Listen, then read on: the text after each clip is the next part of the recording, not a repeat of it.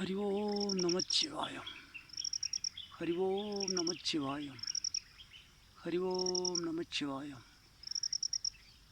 இன்றைக்கு பார்த்தீங்கன்னா என்ன பதிவுன்னு, அதாவது ஒரு வெட்டுக்கரையான் அது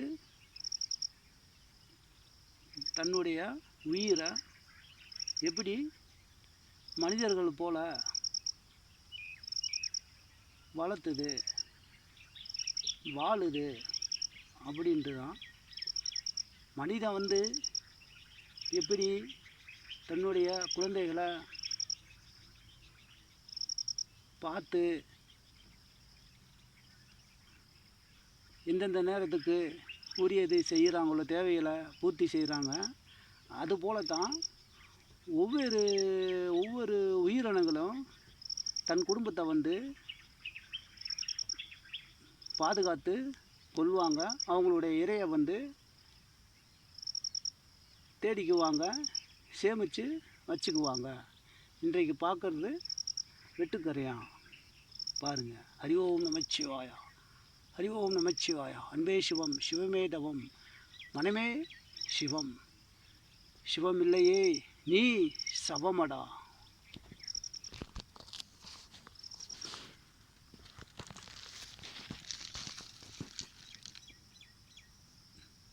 பாருங்க, நமச்சிவாயம்.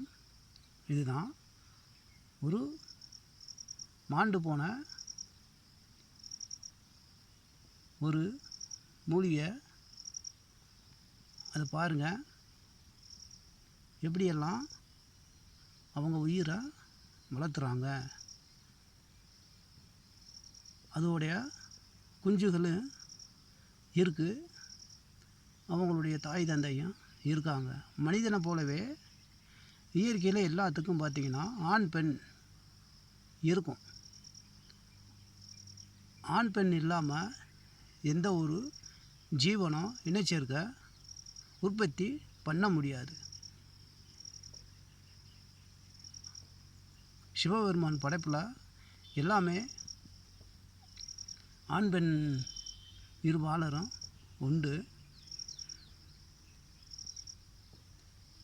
இந்த பிரபஞ்சத்தை சார்ந்து தான் ஒவ்வொரு உயிர்களும் அன்றாடு அவங்களுடைய தேவைகளை பூர்த்தி செஞ்சுக்கிறாங்க. அதுலேயும் பாரு, ஒருத்தர் வராங்க பாரு, அங்கே பாரு. இதுதான் மனிதனை போலவே அதுகளும் பாரு. ஒரு இதை பாருங்கள், மனுஷனுக்கு தான் மனுஷனை கொண்டு மனுஷன் மிதித்து எல்லாம் பண்ணுறான்னா, அதோட உயிரினங்களுக்கும் பாருங்கள். அது ஒரு பாருங்கள், எப்படி நீங்களே பாருங்கள். அதை பாருங்கள், இன்னொரு பெரிய எறும்பு அதனுடைய அங்கே பாருங்கள் பிடிச்சிட்டு திங்கிது. ஆமாம், கொண்டு போகுது. அதுடைய அந்த கரையான் எல்லாம் போட்டிடுது பாருங்கள். எல்லா ஜீவராசிகளுக்குமே ஒவ்வொரு வாழ்க்கையில் பிரச்சனை, சோதனை, கஷ்டம் எல்லாமே அப்போ எம்பெருமா ஈசன் கொடுப்பான். அதில் போராடி தான் வாழணும். மனிதனுக்கு மட்டுமே அல்ல. எல்லாம் நினைக்கிறாங்க, நான் தெய்வத்தை கும்பிட்றேன், எனக்கு கஷ்ட சோதனை இருக்குது, காலம் இருக்குன்னு. அதே மாதிரி தான் எல்லா ஜீவராசிகளுக்கும் பாருங்கள். இந்த கரையானுக்கு நேர்ந்த ஒரு விபரீத இதை பாருங்கள். இங்கே பாருங்கள்,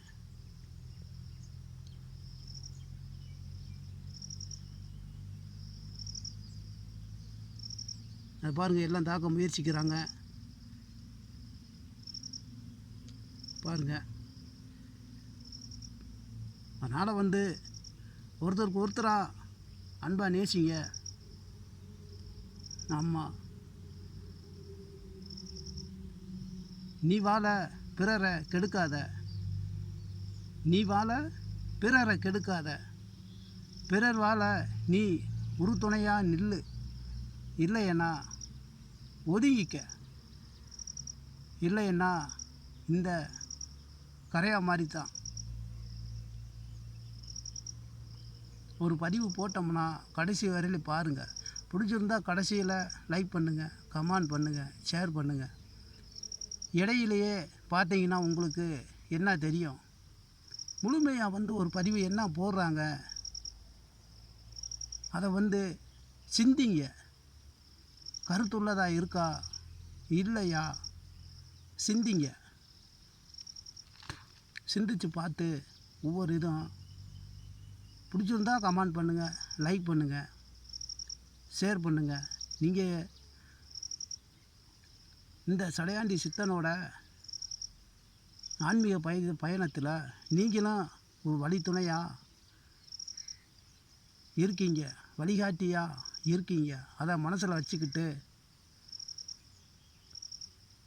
ஒரு நல்ல இதை பண்ணுங்கள். ஹரி ஓம் நமச்சிவாயா. பாருங்கள், இன்றைக்கு தான் மழை பெஞ்சிருக்கு. ஆமாம், அவங்களோட இறையை தேடிக்கிற வந்தது. ஆனால் அவங்களுக்கும் ஒரு சோதனை காலம். இங்கே பாருங்கள், நிறைய மேலே இருந்து வராங்க பாருங்கள், இறங்கி.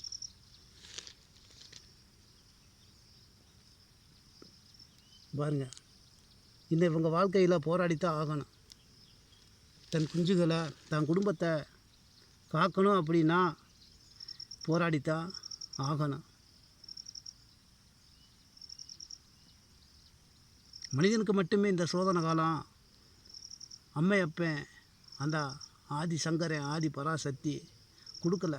எல்லா ஜீவராசிகளுக்குமே சோதனை காலமெல்லாம் உண்டு. சோதனை காலம், வேதனை காலம் எல்லாமே உண்டு.